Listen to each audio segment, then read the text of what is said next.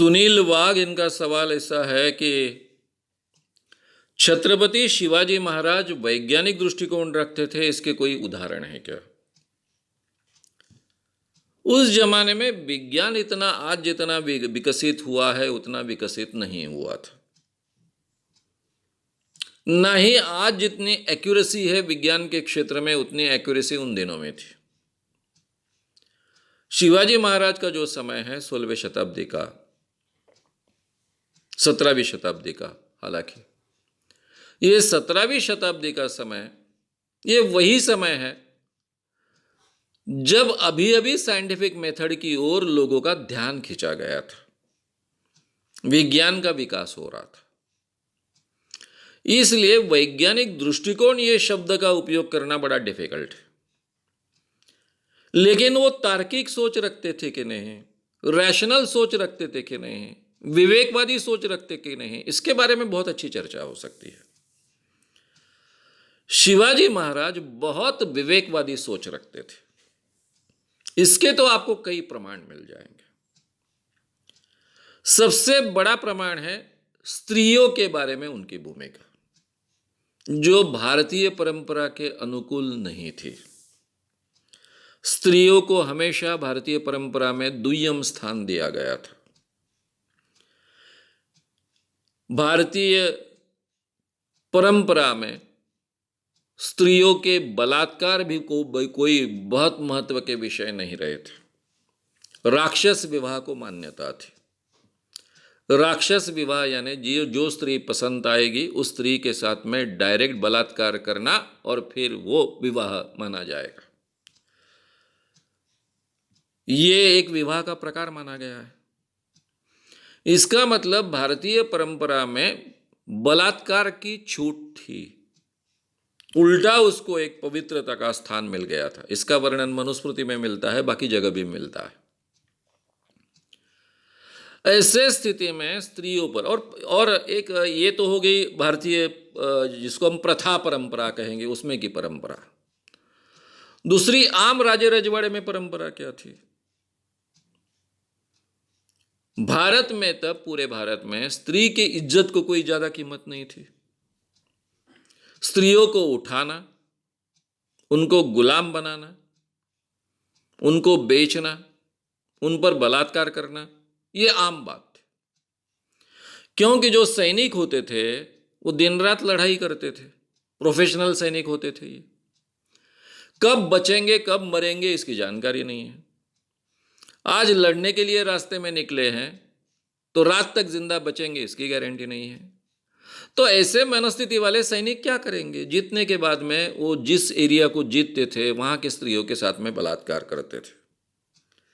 ये सही माने में देखा जाए तो उन सैनिकों को ये बख्शिश थी। जैसे वो लूटपाट करते थे उसी के अनुसार स्त्रियों के साथ में बलात्कार करते थे। ये बख्शिश थी और कोई रोकने की कोशिश नहीं करता था। ये मानकर चलते थे, सब सरदार भी मानकर चलते थे, उनका राजा भी मानकर चलता था कि भाई ये कॉमन चीज। लेकिन शिवाजी राजा ने इसके खिलाफ कदम उठाया। केवल कदम नहीं उठाया तो उन्होंने आदेश दिए कि किसी भी स्त्री के शरीर को हाथ नहीं लगाने का। उन्होंने कभी किसी को माफ नहीं किया। उनका रिश्तेदार रांझा का पाटिल उसके हाथ पांव तोड़े क्योंकि उसने गांव की एक लड़की के साथ में, किसान की बेटी के साथ में बलात्कार किया था। उनका एक किलेदार सेनापति, हालांकि देसाई नाम की स्त्री थी जो किलेदार थी, उस पर उसने बलात्कार किया था। क्यों बलात्कार किया था? तो उसको बहुत गुस्सा आया था। उसको काफी दिन लड़ाई करनी पड़ी थी और वो इसके साथ लड़ते बैठी थी।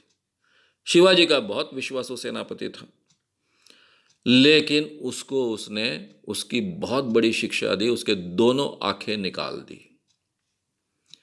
तो शिवाजी महाराज ने स्त्रियों का जो सम्मान रखने का एक नया तरीका अपने स्वराज्य में इजाद किया और वो पूरी ताकत से अमल में लाया। अपने सैनिक बाहर जाएंगे तो भी जो लूट करेंगे वो भी राजा के पास जमा करेंगे, वो अपने पास नहीं रखेंगे। जबकि तब प्रथा थी कि लूट करेंगे, उसका कुछ हिस्सा राजा को देंगे, बाकी का हिस्सा सैनिक खुद के पास रखते थे। राजा ने वो परंपरा बदल दी। राजा के आदेश के बिन लूट नहीं करने का, किसान के एक पेड़ को भी हाथ नहीं लगाने का, एक फल को भी हाथ नहीं लगाने का, मुर्गी को भी हाथ नहीं लगाने का, पैसे दिए बगैर कोई चीज नहीं लेने का, वो भी उसके सम्मति से, केवल पैसे से नहीं, सम्मति और पैसे दोनों के साथ में लेने का, ये सब आदेश उन्होंने लागू किए। लूट राजा के आदेश पर ही होगी और जो भी लूट का सामान आएगा वो पूरा खजीने में जमा होगा और सैनिकों को पगार मिलेगा, चाहे वो लड़ाई करे ना करे, उनको पगार मिलेगा। सेम बात उन्होंने लोगों के साथ में जो पैसे वसूले जाते थे, जिसको लगान हम कहते हैं, वो भी बंद करवाए। इस ढंग से लगान नहीं वसूले जाएंगे, क्योंकि उस जमाने के जो जमींदार थे, देसाई थे, कुलकर्णी थे, जिनको लगान वसूल करने के अधिकार थे, वे राजा को अगर 2 रुपए देना है तो 10 रुपए वसूल करते थे। बड़े अन्याय अत्याचार करते थे। और ये 2 रुपए किसान से वसूल करेंगे, बाकी के 8 रुपए अपने पास रखेंगे और उसके बल पर अपना सब राज चलाएंगे। शिवाजी राजा ने अपने स्वराज में ये सब बंद कर दिया।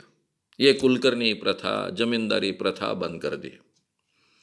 उल्टा उनको वर्षासन बांध के दिया कि ठीक है, तुम्हारा नुकसान हो रहा तो महाराज के तिजोरी में से आपको इतना पैसा मिलेगा, लेकिन आप वसूल नहीं करोगे। मेरे खुद के राज के सेवक जो रहेंगे वो किसान से जितना तय है उतना ही लेंगे।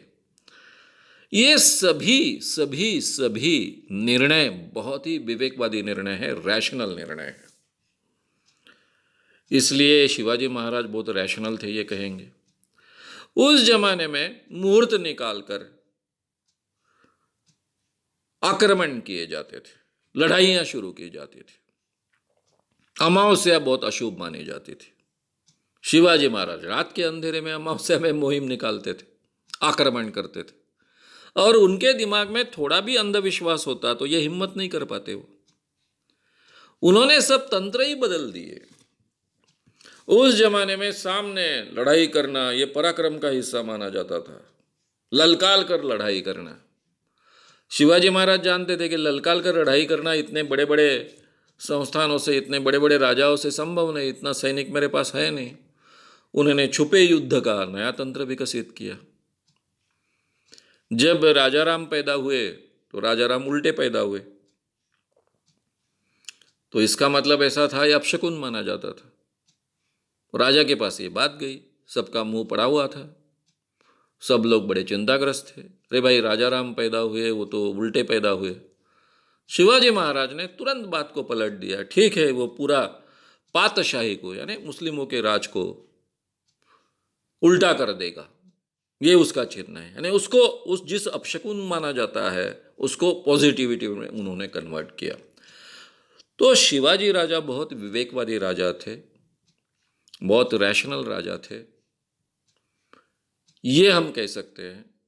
अंधविश्वास को बहुत कम मानते थे, ऐसा हम कह सकते हैं। लेकिन आज की जो हमारी भाषा है वैज्ञानिक दृष्टिकोण की, वो जैसे के वैसे उनके प्रति लागू करना, ये उनके लिए भी बहुत अन्यायकारक होगा। ये भी हमने ध्यान में रखना चाहिए।